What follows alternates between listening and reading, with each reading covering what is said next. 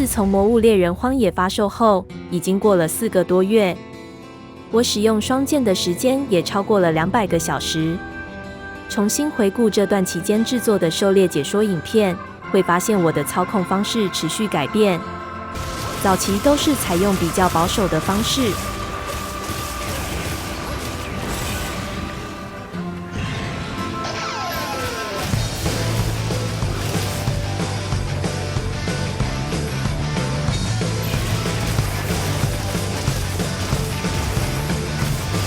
然后开始遇到需要持续进行精准闪避才能应付的魔物。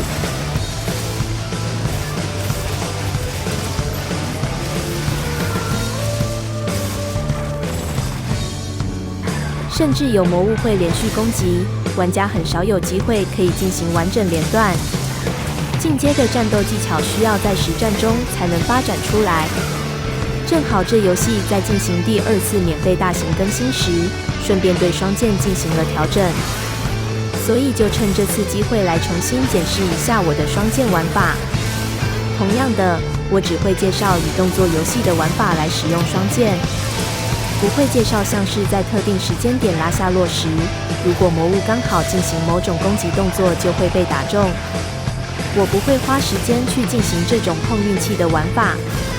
首先看一下这次更新对于双剑的调整。双剑这次新增了一个动作连段，在鬼人闪身状态加上鬼人化时，进行闪避后可以直接使用乱舞第2阶。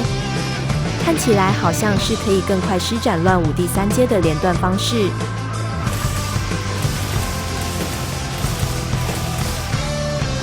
但是如果是用闪避来避开魔物的攻击，那么闪避后的位置不一定可以有效攻击魔物，就算可以快速施展到第3阶也没有意义。而且施展过程是同时消耗耐力跟量表，用这连段必须要更注意耐力跟量表的维持。这次更新还强化一些攻击动作的伤害，其中最重要的是螺旋双切的强化。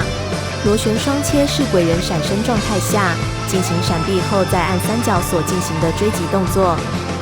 因应这次调整，我再次测试鬼人6连斩、鬼人连斩连段及螺旋双切的单位时间伤害。以结果来看，螺旋双切变成单位时间内伤害最高的动作。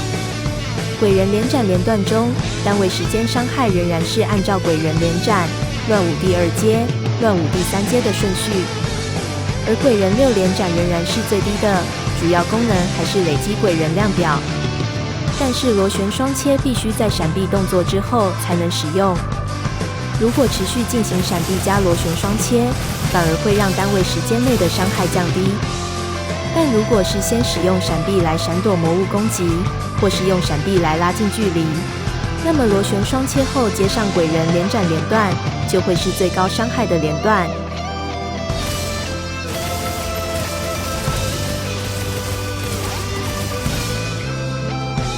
不过实际上仍然需要针对魔物的攻击产生的空档时间来调整连段。以这连段来说，单位时间内的伤害刚好是由高到低，所以只要根据魔物的空档时间来删减后面的动作就好。乱舞第3阶的花费时间最久，效益也最低，如果最后2下伤害没有打中，就是浪费时间，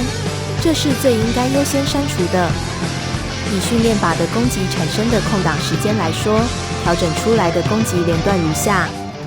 进行闪避来避开攻击，螺旋双切，鬼人连斩，乱舞第2阶，普通攻击来回复量表，取消鬼人化，再次进行闪避来重启连段。这连段就是针对训练靶而设计的，但是就算用普通攻击来累积量表，也还是无法补足消耗的量。接下来这是修改过的连段，以鬼人化状态开始，进行闪避来避开攻击，螺旋双切，取消鬼人化，鬼人连斩，乱舞第2阶，普通攻击来回复量表，再次进行闪避来重启连段，在训练靶进行2次攻击之间的空档时间，这2个连段可以发动一样的攻击次数，但是第2个连段却可以维持耐力跟鬼人量表。差别在于第2个连段是在鬼人化状态施展闪避跟螺旋双切，不会消耗量表，还可以累积量表。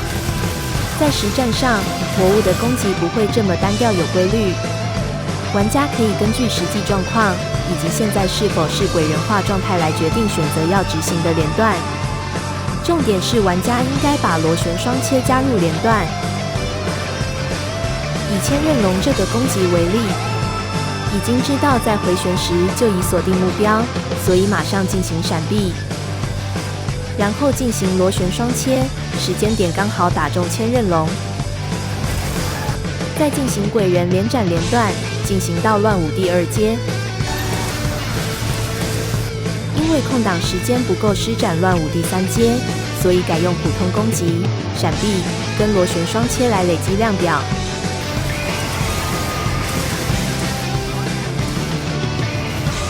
狩猎海龙也是一样的情况。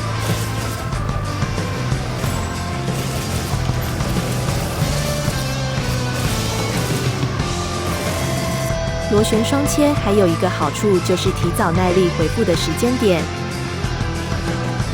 在非鬼人化进行闪避时，耐力消耗后会等一段时间才开始恢复耐力。进行闪避后，进行螺旋双切，就会开始恢复耐力。鬼人连斩也有同样的效果，这也是为何鬼人连斩连段可以维持耐力的原因。螺旋双切的移动距离长，也可以用来快速拉近与魔物的距离。根据以上的优势，闪避加螺旋双切可以说是这次更新后最重要的技巧。这次更新还有一个重点，就是鬼人闪身状态的伤害强化，物理攻击比例下降，而属性伤害比例上升。看得出来，双剑的调整方向会是以属性伤害为主。这次就介绍到这里，8月会再进行一次双剑调整，到时再来确认有什么新的变动。